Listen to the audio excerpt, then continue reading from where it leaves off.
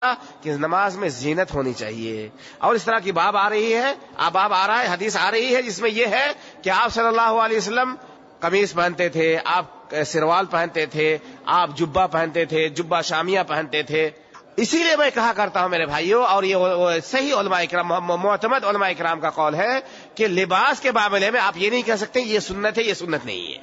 صدر پوشی ہو اور کیا ہو، ڈھیلا ڈھالا ہو، اور جن چیزوں سے آپ صلی اللہ علیہ وسلم، جن لباس سے یا جن کپڑے سے آپ صلی اللہ علیہ وسلم منع فرمایا وہ ہمیں نہیں پہننا. باقی کسی میں اگر کوئی نماز پڑھ لیتا ہے تو اس کی نماز جائز ہے. اگر اس کے پاس کپڑے بھی ہیں پھر بھی پڑھ لیتا ہے اسی طرح تو اس کی نماز ہو جائے گی. لیکن افضل کیا ہے؟ زینت اختیار کرنا. افضل یہ ہے کہ نماز میں زینت اختیار کرنا. خذوا زینتکم عند کل مسجد. لیکن اگر کسی کے پاس کپڑا نہیں ہے تو کوئی حرج ہی نہیں، اس کو ایک ہی کپڑے میں نماز پڑھنا ہے. اور اس طرح کی حدیث آ رہی ہے ہمارے سامنے. آپ صلی اللہ علیہ وسلم کہتے ہیں کہ کیا تمہارے پاس کوئی ایسا بھی ہے جس کے پاس دو کپڑا ہے؟ آپ صلی اللہ علیہ وسلم خود بیان کریں گے، وہ حدیث ہمارے سامنے آ رہی ہے. اس لیے میرے بھائیوں، فقہ حدیث یہ ہے کہ اس طرح اگر کوئی ایک کپڑے میں نماز پڑھ لیتا ہے تو اس کی نماز ہو جائے گی. اور اگر ایک کپڑا ہو تو اس کو کہاں ڈالنا چاہیے؟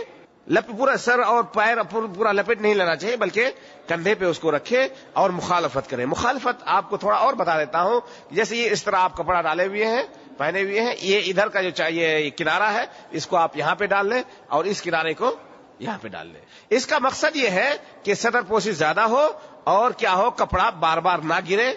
آپ رکوع میں جائے، سجدے میں جائے تو کپڑا بار بار لٹک جائے، بار بار گر جائے. اس سے آپ صلی اللہ علیہ وسلم نے منع فرمایا ہے.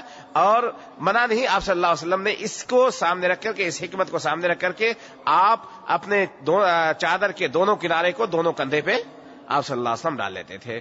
لیکن یہ بیان جواز کے لیے ہے، اور اصل یہ ہے کہ لباس میں چھوٹ ہے، حریت ہے، آزادی ہے. اور کوئی کسی خاص لباس کو اگر کوئی کہتا ہے کہ یہ لباس سنت ہے، ایسا آپ نے کیا ہے، ویسا آپ نے نہیں. آپ صلی اللہ علیہ وسلم زیادہ لنگی پہنتے تھے، ازار پہنتے تھے، لیکن ازار کو آج تک کسی نے نہیں کہا کہ آپ ازار پہن کر کے نماز پڑھیں تو یہ سنت ہے.